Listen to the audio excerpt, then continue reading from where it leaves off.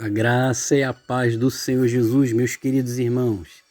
Meus amados, meditemos na mensagem, vigiemos para mantermos a fidelidade. Como é importante, meus amados, guardarmos a fidelidade ao Senhor nosso Deus até o fim. Amém?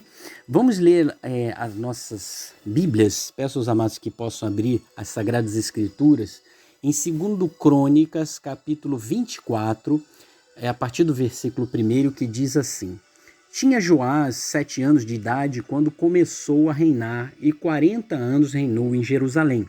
Era o nome de sua mãe Zíbia de Berseba. Fez Joás o que era reto perante o Senhor todos os dias do sacerdote Joiada. Tomou-lhe Joiada 2 mulheres e gerou filhos e filhas. Depois disto, resolveu Joás restaurar a casa do Senhor. Reuniu os sacerdotes e os levitas e lhes disse: Saí pelas cidades de Judá e levantai dinheiro de todo o Israel para reparardes a casa do vosso Deus, de ano em ano, e vós apressai-vos nisto. Porém os levitas não se apressaram. Mandou o rei chamar a Joiada, o chefe, e lhe perguntou: Por que não requereste dos levitas que trouxessem de Judá e de Jerusalém o imposto que Moisés, servo do Senhor, pôs sobre a congregação de Israel para a tenda do testemunho? Porque a perversa Atalha e seus filhos arruinaram a casa de Deus e usaram todas as coisas sagradas da casa do Senhor no serviço dos Baalins. Deu o rei ordem e fizeram um cofre e puseram do lado de fora a porta da casa do Senhor. Publicou-se em Judá e em Jerusalém que trouxessem ao Senhor o imposto que Moisés, servo de Deus, havia posto sobre Israel no deserto. Então todos os príncipes e todo o povo se alegraram e trouxeram o imposto e o lançaram no cofre até acabar a obra. Quando o cofre era levado por intermédio dos levitas a uma comissão real, vendo-se que havia muito dinheiro, vinha o escrivão do rei e o comissário do sumo sacerdote, esvaziavam-no e tomavam-no e o levavam de novo ao seu lugar. Assim faziam dia após dia e ajuntavam dinheiro em abundância, o qual o rei e Joiada davam aos que dirigiam a obra e tinham a seu cargo a casa do Senhor. Contrataram pedreiros e carpinteiros para restaurarem a casa do Senhor, como também os que trabalhavam em ferro e em bronze para repararem a casa do Senhor. Os que tinham o encargo da obra trabalhavam, e a reparação tinha bom êxito com eles. Restauraram a casa de Deus no seu próprio estado e a consolidaram. Tendo eles acabado a obra, trouxeram ao rei e à Joiada o resto do dinheiro de que se fizeram utensílios para a casa do Senhor, objetos para o ministério e para os holocaustos, taças e outros objetos de ouro e de prata. E continuamente ofereceram holocaustos na casa do Senhor todos os dias de Joiada. Envelheceu Joiada e morreu farto de dias. Era da idade de 130 anos quando morreu. Sepultaram-no na cidade de Davi com os reis, porque tinha feito bem em Israel e para com Deus e a sua casa. Amém, meus amados irmãos? Então, nós estamos meditando numa passagem que nos traz aí muita alegria de ver a fidelidade do povo, a alegria do povo em servir a Deus, em ofertar a Deus, em restaurar a casa de Deus, mas isso não foi à toa. Havia naquela época um sacerdote que era uma bênção, irmãos. Pensa numa pessoa que é uma bênção. Este era Joiada. Parece que o nome dele era de joia, né? O homem era uma joia mesmo, Joiada. Joiada era um sacerdote que era uma bênção. Ele era uma bênção em 3 dimensões. Por quê? No último versículo que lemos aí, 2 Crônicas 24, 16, nós percebemos que ele era uma bênção, né, nessas 3 dimensões que eu vou citar. Ele era uma bênção para com o seu próprio povo, a nação. Ele era uma bênção para com Deus, ele era uma bênção para com a sua casa. Há pessoas que são bênçãos da porta da casa para fora, mas da porta da casa para dentro ela está em falta. Joiada não era assim, ele era uma bênção nessas dimensões todas. Há pessoas que é o contrário, né? Da porta da casa para dentro, ele é uma bênção, da porta da casa para fora, ela não é. Joiada era uma bênção em todas essas dimensões, né? E você imagina uma pessoa que ela fez um benefício a toda uma nação. Joiada era essa pessoa, né?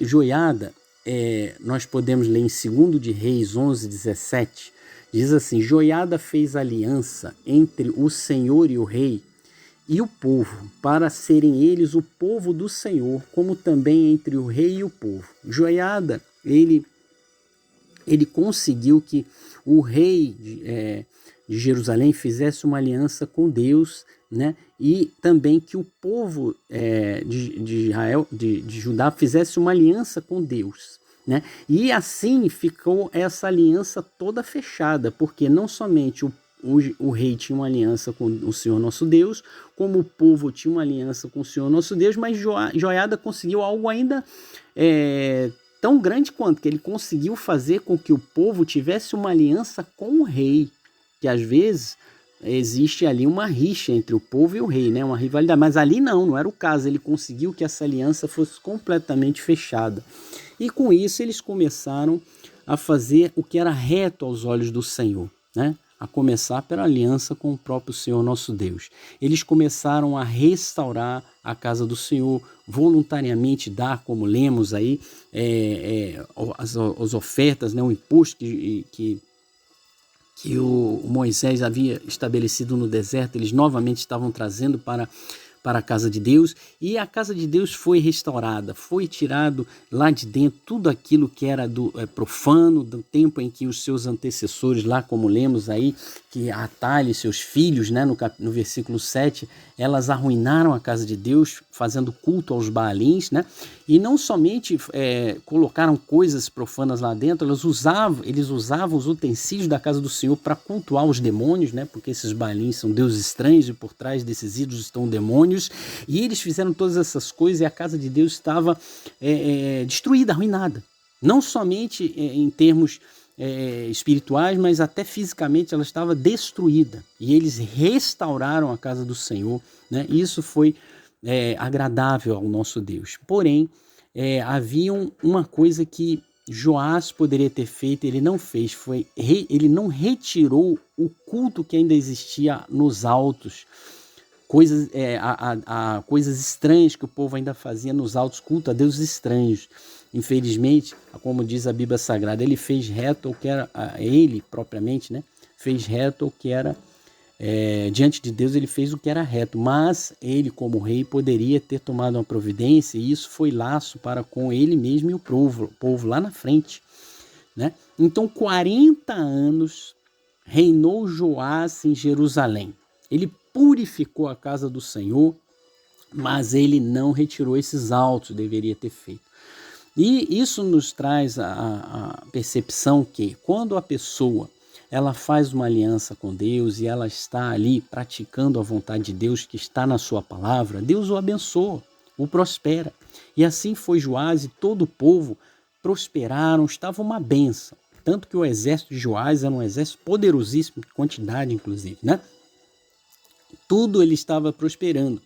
E você percebe que muitas vezes a gente vai lendo a Bíblia Sagrada assim, vai vendo que reis duraram muito pouco tempo. Mas ele não, durou 40 anos. Não foi à toa. Porque todos os dias de vida de Joiada, ele foi dirigido pelo sacerdote de Joiada. E ele fazia o que era reto aos olhos do Senhor. Porém, um dia as nossas referências passam, irmãos. Esse homem viveu bastante. A Bíblia diz que ele viveu 130 anos. Olha só que bênção. Ele tinha ali aquela referência por aquele tempo todo. Mas um dia aquele homem, como todos vão, passou, né? E por isso ele não guardou os olhos naquilo, os olhos espirituais, né? Que ele deveria ter guardado, que é a palavra de Deus. As nossas referências podem passar, meus amados irmãos, mas os nossos olhos sempre devem estar fixos na palavra de Deus, meditando na palavra durante o dia e durante a noite, todos os dias, em todas as noites. para que nós não venhamos a deixar o caminho do Senhor, não deixar a fidelidade. Infelizmente, Joás, quando Joiada faleceu, passou, ele não fixou seus olhos na palavra de Deus. E o que aconteceu? Nós vamos ler aqui em 2 Crônicas 24:17, que diz assim: depois da morte de Joiada, vieram os príncipes de Judá e se prostraram perante o rei, e o rei os ouviu. Deixaram a casa do Senhor, Deus de seus pais, e serviram aos postes ídolos e aos ídolos. E por esta razão veio grande ira sobre Judá e Jerusalém. Porém, o Senhor lhes enviou profetas para os reconduzir a si. Estes profetas testemunharam contra eles, mas eles não deram ouvidos. O Espírito de Deus se apoderou de Zacarias, filho do sacerdote Joiada, o qual se pôs em pé diante do povo e lhes disse: assim diz Deus, por que transgredis os mandamentos do Senhor, de modo que não prosperais? Porque deixastes o Senhor, também ele vos deixará. Conspiraram contra ele e o apedrejaram por mandado do rei no pátio da casa do Senhor. Assim o rei Joás não se lembrou da beneficência que Joiada, pai de Zacarias, lhes fizera, porém matou-lhe o filho. Este, ao expirar, disse: o Senhor o verá e o retribuirá. Meus amados irmãos, o que nós percebemos aí? Que quando os profetas foram até o povo e foram testemunhar contra eles, era uma advertência de Deus. E Deus foi dando advertência, eles não ouviram, até o ponto que o Espírito do Senhor se apoderou do sacerdote Zacarias, filho de sacerdote. Sacerdote era filho do sacerdote Joiada, o próprio filho dele. Muito provavelmente, Joaso, ainda com o sacerdote vivo, deve ter visto a criança andando por ali. Ele bem sabia de toda a família de Joiada, ele convivia com Joiada, irmãos. E mesmo assim ele mandou matar o rapaz, apedrejado. Quando o coração se fecha, é capaz de coisas terríveis. E Zacarias, ele foi usado ali para dizer que vocês já deixaram o Senhor. Não se enganem, em outras palavras. Vocês já estão cultuando outros deuses, vocês deixaram, abandonaram aquele Deus que prospera, e vocês não vão mais prosperar. Em outras palavras, ele está dizendo. E vocês vão ser deixados, e eles foram deixados, e por isso veio grande mal sobre eles.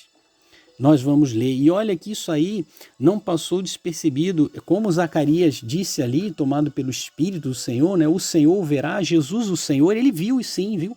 Está lá em Lucas 11:51, ele citando essa passagem, que Jesus viu esse grande mal dos sacerdotes sendo... Depois vai lá, consulta lá em Lucas 11:51, você vai ficar impressionado. Porque o Senhor Jesus viu sim, tá? Como Zacarias havia dito. Ó. O Senhor verá, só que ele diz mais, e o retribuirá. Esse mal que vocês estão fazendo agora vai ser retribuído. E vai acontecer. Tá? Não cai essa palavra. Então, a falta de fidelidade, meus amados irmãos, leva à ruptura da aliança. Eles tinham uma aliança tão linda com Deus, restauraram a casa de Deus, estavam andando na vontade de Deus, tanto o rei como o povo, Deus estava prosperando, mas tão rapidamente, foi só o sacerdote Joiada falecer, os príncipes vieram, se prostraram diante do rei, e o rei deu ouvidos àqueles que estavam se prostrando a ele. Peraí, o rei tinha que ter pensado, peraí, eu vou ouvir aqueles que se prostram diante de mim, eu tenho que ouvir o Deus Altíssimo, a sua palavra, que eu me prostro perante ele. Então, meus amados irmãos, essa inversão total fez inverter toda a beneficência, toda a bondade, tudo o que havia, toda a bênção sobre eles.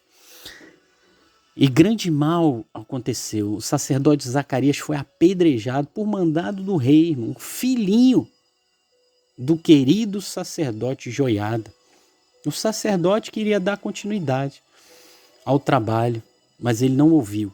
Então, meus amados irmãos, essa falta de fidelidade leva à ruptura da aliança para com Deus. E terríveis preços vão ser pagos quando há ruptura da aliança com Deus. Não pense que o maligno, ele não vai aproveitar para fazer tudo aquilo que ele não pôde. Ele vai aproveitar quando há uma ruptura de aliança. Então, meus amados irmãos, não havia passado um ano desse grande mal.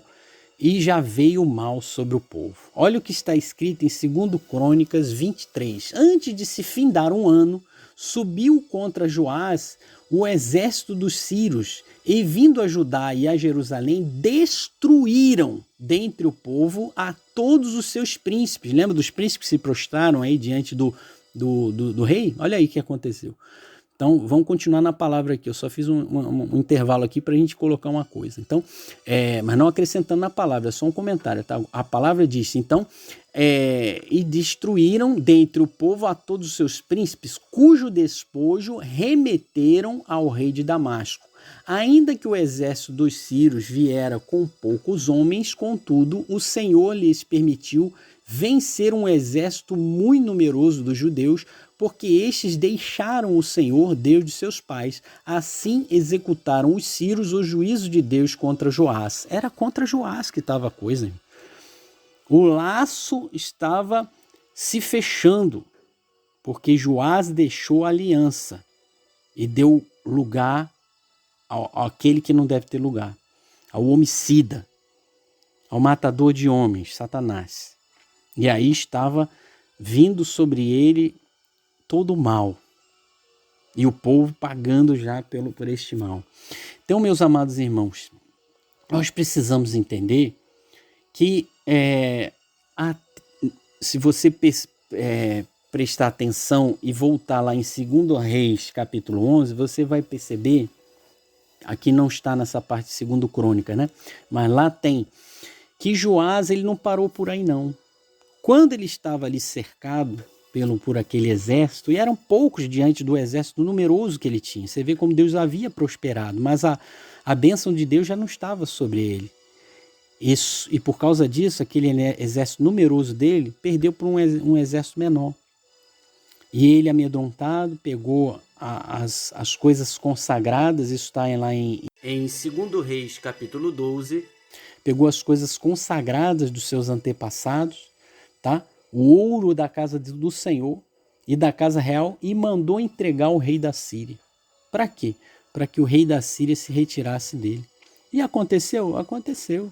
Mas as coisas, elas se realizam mesmo no mundo espiritual, no âmbito espiritual e não no âmbito material. Sabe o que aconteceu na sequência? O mal que estava determinado veio de um jeito ou de outro. Por mais que ele tivesse ainda agravado, né? Porque ele pegou das coisas consagradas dos seus antepassados que tinham consagrado a casa do Senhor, pegou do próprio ouro da casa do Senhor, pegou do ouro da casa real e entregou para os inimigos, para que eles se retirassem dele. Mas isso não resolveu o problema dele. Como disse, as coisas se dão, se resolvem, se concretizam mesmo no âmbito espiritual e não no âmbito material. Ele materialmente fez um ato ali, mas olha o que acontece com ele em 2 Crônicas 24, 25, que diz assim: quando os sírios se retiraram dele, deixando-o gravemente enfermo, conspiraram contra ele os seus servos por causa do sangue dos filhos do sacerdote Joiada, e o feriram no seu leito e morreu. Sepultaram-no na casa de Davi, porém não no sepulcro dos reis. Foram estes os que conspiraram contra ele, Zebade, filho de Simeate, o Amonita, e Jeozabade, filho de Sinrite, o Moabita. Quanto a seus filhos e às numerosas sentenças proferidas contra ele e à restauração da casa de Deus, eis que estão escritas no livro da história dos reis. Em seu lugar reinou Amazias, seu filho. Amém, meus irmãos? Por isso que estamos, inclusive, fazendo referências lá ao livro de Reis. E você pode ler lá também, e te peço que faça isso para completar o entendimento. Mas o que eu gostaria que os amados percebessem é que o fim dele foi ruim em todos os sentidos. Primeiro, ainda que ele tivesse feito esse ato que comentei de pegar dos tesouros e entregar aos inimigos para resolver o seu problema, naquele momento ele já estava enfermo. E além disso, os próprios servos, né, como diz aqui, né, os próprios seus servos, né, por causa do sangue dos filhos do sacerdote Joiada, então aquilo que ele fez Ficou ali uma provocação. E se você perceber, esses servos aqui eram servos de povos estranhos. Então, essas pessoas foram lá e o mataram. Além disso, ele já estava enfermo. E além disso, diferentemente de Joiada, que mesmo sendo sacerdote, ele foi sepultado com os reis, porque ele tinha feito benefícios ao povo, ele não foi sepultado com os reis. Até na morte, depois da morte, né, demonstra que há desonra. Um honrado mesmo após a morte e o outro desonrado após a morte. Que fim terrível, irmão. Que fim terrível. Para nós talvez não tenha tanto significado, mas entre o povo judeu, este relato demonstra uma grande infâmia para um rei que não foi sepultado entre os reis. E ele foi infamado assim. Após a sua morte, não houve sepultura entre os reis. Meus amados irmãos, como é importante guardar a fidelidade para com o nosso Deus. Independente se temos ou não boas referências que nos ajudam na caminhada cristã, né? De repente você tem um pastor que para ti é uma bênção, um parente seu, um familiar que para ti é uma bênção, uma pessoa de Deus, uma referência. De repente essa pessoa vai passar. O pastor pode ser movimentado para uma outra congregação, ou mesmo ele pode ser recolhido ao Senhor. E aí você vai tirar os olhos da palavra de Deus e vai colocar os olhos em outra coisa? Eu vou fazer isso? Não podemos. Nós temos que manter os nossos olhos fixos em Cristo. O apóstolo Pedro, ele saiu do barco quando Jesus disse, vem. Ele perguntou, Senhor, se és tu, manda-me ter contigo. E Jesus disse, vem. E ele foi olhando para Jesus e caminhando até Jesus. Mas um momento ele começou a perceber o vento, as ondas, ele tirou os olhos de Jesus e naquele momento veio o medo e ele começou a afundar. Nós não podemos tirar os olhos do Senhor Jesus. Ele é a palavra de Deus. Ele é a nossa referência. Se temos pessoas que são bênçãos, que são referências, amém, glória a Deus, louvado seja o Senhor, que vai nos ajudar mais ainda na nossa caminhada, mas ainda que essas pessoas não estejam presentes por algum motivo, ou elas deixaram de estar presentes, nossos olhos continuam fixos em Cristo Jesus, aleluia, e nós não vamos afundar. Infelizmente, Joiada era uma referência para Joás, mas quando ele passou, Joás afundou. E com ele o povo pagou um alto preço. Não era para ter acontecido assim. Aquele tinha sido um povo aliançado para ser povo de Deus, para estar debaixo das bênçãos do Senhor. Como disse o sacerdote Zacarias, prosperando nas mãos de Deus. E não tendo reveses, derrotas, ataques, sofrimentos, cercos, apertos, tribulações, angústias, decepções, medo. Não, terem bênçãos, continuariam a ser edificados, engrandecidos, exaltados para a glória do nosso Deus. Mas infelizmente isso não aconteceu, porque deixaram o Senhor.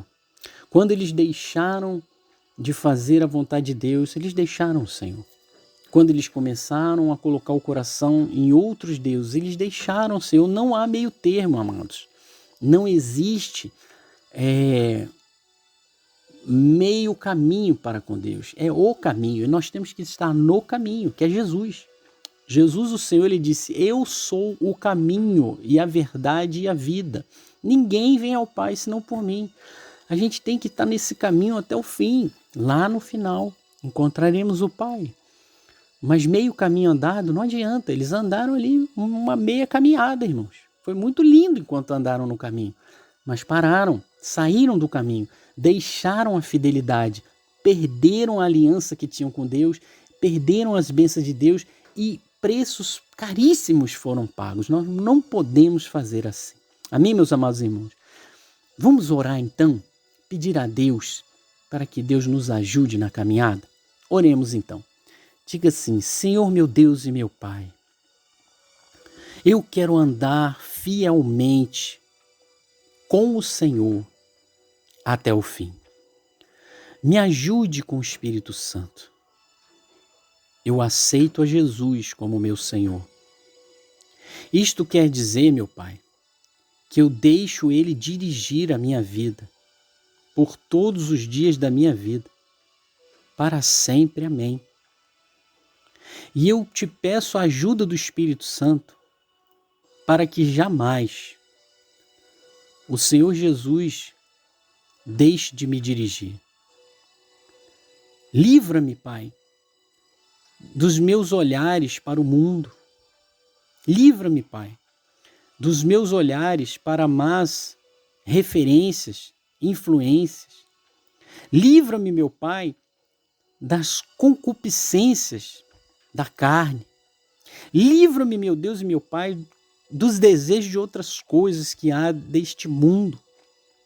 Eu quero andar até o fim, fiel ao Senhor, em nome de Jesus.